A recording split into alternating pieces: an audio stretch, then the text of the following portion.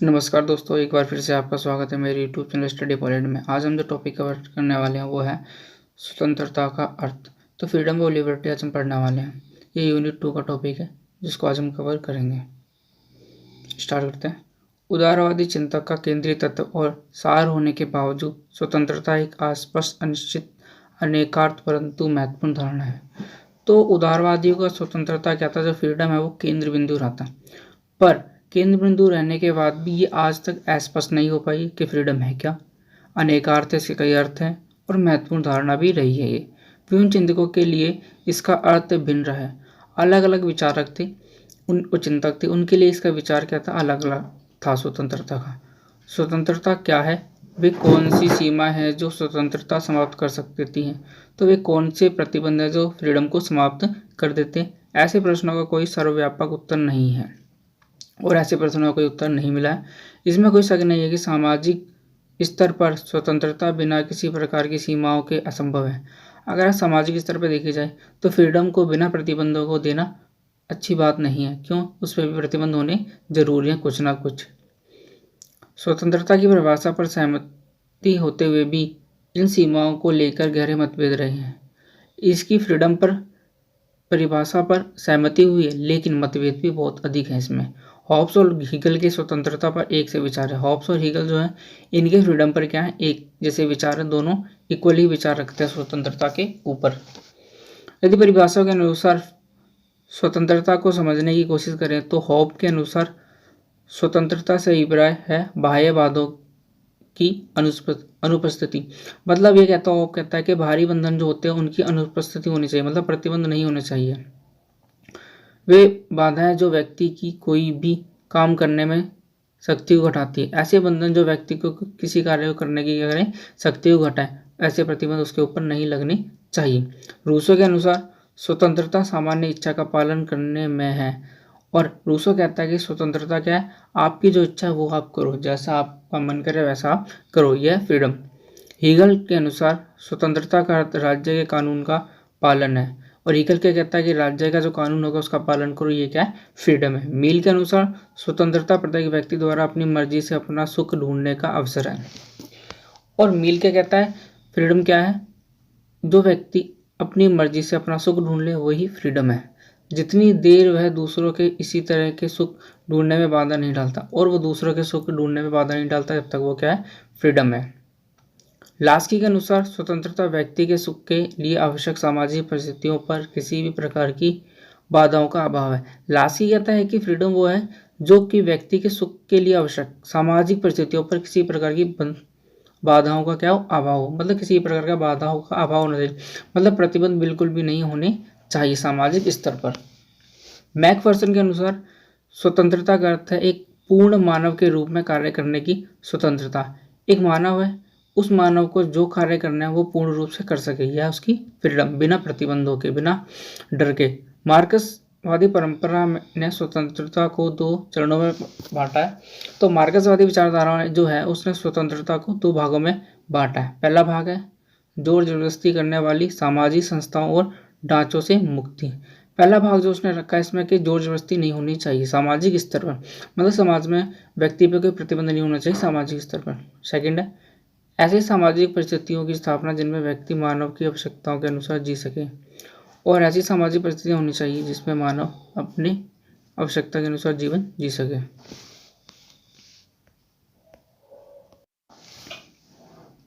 इतिहास के एक विशेष चरण में स्वतंत्रता को समाज में मुक्त आर्थिक प्रतियोगिता और अपने अपने सुख की प्राप्ति की होड़ में लगे हुए व्यक्तियों पर किसी भी प्रकार के बंधनों का अभाव माना गया है।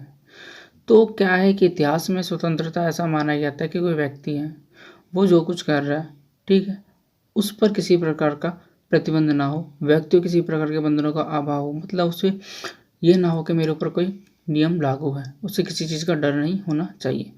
इस संदर्भ आएगा। इस संदर्भ में स्वतंत्रता का अर्थ था एक ऐसा वातावरण जहाँ कानून मौन हो और जहाँ राज्य का हस्तक्षेप न्यूनतम हो। तो फ्रीडम क्या है, जहाँ पर कानून का क्या हो, मौन हो, मतलब कानून को कोई हस्तक्षेप नहीं करना चाहिए स्वतंत्रता के ऊपर, और राज्य उसमें बिल्कुल भी हस्तक्षेप ना करे। फ्रीडम की धारणा को सही परिप्रेक्ष्य में समझने के लिए आवश्यक है कि इसे स्वतंत्रता में निहित समस्याओं के संदर्भ में समझा जाए। तो इसमें क्या क्या समस्या पहले उसको समझना जरूरी है। पहली है स्वतंत्रता की प्रकृति, दूसरी है स्वतंत्रता की सुरक्षा, थर्ड पॉइंट है आपका स्वतंत्रता प्राप्ति में बाधाएं।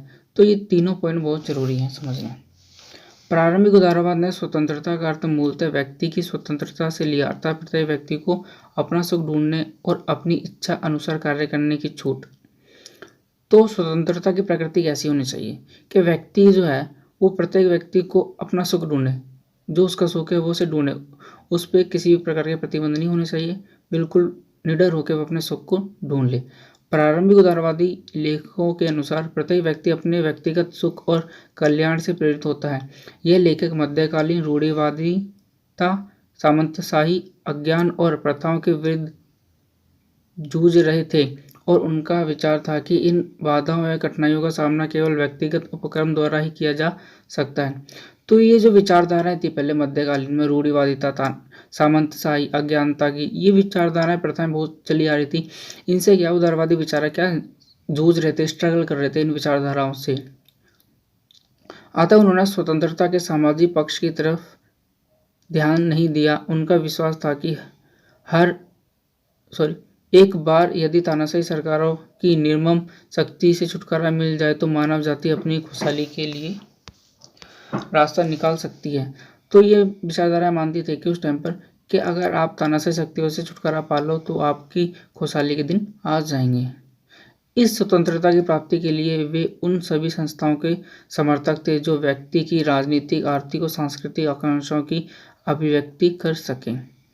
तो ये उन सभी के समर्थक थे जो व्यक्ति की राजनीतिक और आर्थिक सांस्कृतिक आकांक्षाओं की क्या करेंगे, अभिव्यक्ति मतलब आज़ादी दे सके। अतः उन्होंने प्रतिनिधि सरकार, कानून का शासन, राजनीतिक अधिकार शक्तियों का पृथक्करण, न्यायपालिका की स्वतंत्रता, आर्थिक स्वतंत्रता, मुक्त बाजार अर्थव्यवस्था जैसी संस्थाओं पर बल दिया। तो इन्होंने कई प्रकार की संस्थाओं पर क्या किया, बल दिया है उदारवादी विचारधाराओं ने। स्वतंत्रता की मार्क्सवादी धारणा वस्तुवादी है। यह स्वतंत्रता की समस्या का आरंभ स्वतंत्रता के मार्ग में आने वाली बाधाओं से करती है। इसके अनुसार व्यक्ति के कल्याण, खुशहाली तथा स्वतंत्रता के मार्ग में आने वाली बाधाओं की सूची केवल उत्पीड़ित, तानाशाही और अत्याचारी सरकार से मुक्ति पा लेने से ही समाप्त नहीं हो जाती। तो उदारवादियों का सोचना है कि अगर आप तानाशाहियों से मुक्ति पा ले तो ये मत सोचना कि आपको स्वतंत्रता मिल जाएगी या आपका जीवन अच्छा हो जाएगा, ये गलतफहमी है। व्यक्ति खुशहाली के मार्ग में इनमें भी बड़ी और विकट बाधा है, जैसे युद्ध, गरीबी, अज्ञान, बीमारी, भुखमरी, पलायन। ये कई सारी समस्याएं जो मानव के जीवन की बहुत बड़ी समस्याएं हैं और ये फैलती ही जा रही समस्याएं।